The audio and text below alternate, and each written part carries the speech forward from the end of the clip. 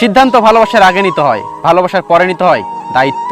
একজন স্মার্ট মানুষের থেকে একজন দায়িত্ববান মানুষ অনেক বেশি সুন্দর। অভিমানের ভাষা যদি সবাই বুঝতো তাহলে কখনো ভালোবাসায় বিচ্ছেদ হতো না। মানুষ পরিবর্তন হয় না, শুধু সময় হলে মানুষের মুখোশটা খুলে যায়। জীবনে কষ্ট পাওয়া খুবই দরকার, কারণ কষ্ট পেলে প্রত্যেকটা মানুষ বদলাতে পারে। ধনীর রাগ বেশি, গরিবের ক্ষুধা বেশি, আর মধ্যবিত্তদের স্বপ্ন বেশি। নিজের যোগ্যতা থেকে কম যোগ্যতার মানুষকে ভালোবাসো, তাহলে সে তোমাকে মূল্য দিবে। যে থাকার সে শূন্য পকেট দেখেও তোমার সাথেই থাকবে। জীবনে পালিয়ে যাওয়া যায় খুব সহজে, কিন্তু কঠিন হলো জীবনের সাথে লড়াই করে বেঁচে থাকা। যখন মানুষের মন খারাপ থাকে তখন ঘুমও আসতে চায় না। যে তোমাকে সত্যি ভালোবাসে সে তোমাকে ভুলে থাকতে পারবে না।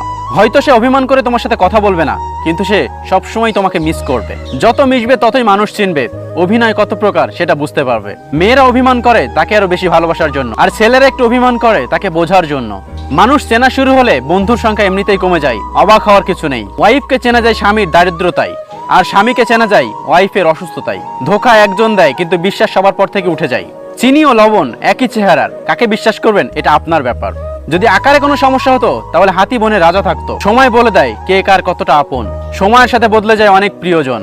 মানুষের শরীরের সবচেয়ে সুন্দর অংশ হলো মন, সেটাই যদি নোংরা হয় সুন্দর চেহারা দেখিয়ে হবে। সবার সাথে কথা বলতে ভালো লাগে না, কিন্তু যার সাথে কথা বলতে ভালো লাগে সেই বোঝে না। এর ভবিষ্যৎ কেমন কাটবে সেটা টাকার উপর নির্ভর করে না, সেটা নির্ভর করে স্বামীর উপর। মিস করার প্রতিটা মুহূর্ত যে কত কষ্টের সেটা কেউ বুঝবে না। যে কাউকে সত্যি মিস করে সেই একমাত্র বুঝবে। প্রতিটি মুহূর্তে মেয়েরা একটি শক্ত হাত চায়, যে প্রতিটি মুহূর্তে বলবে আমি তোমার সাথে আছি। তোমার ভয় কিসের? কেউ ভুলে যায় না, প্রয়োজন শেষ হলে যোগাযোগ আর রাখে না। ধরে রেখে লাভ কি, ছেড়ে যেতে শেখো। মুক্ত করার পর যদি ফিরে আসে তাহলে আগলে রেখো। কিছু সম্পর্ক ভাড়া বাড়ির মতো, যতই সাজাও তোমার হবে না কখনো। একটা মানুষ তখন একা থাকতে পছন্দ করে যখন দেখে সবাই তাকে ঠকায়। সেই মানুষটা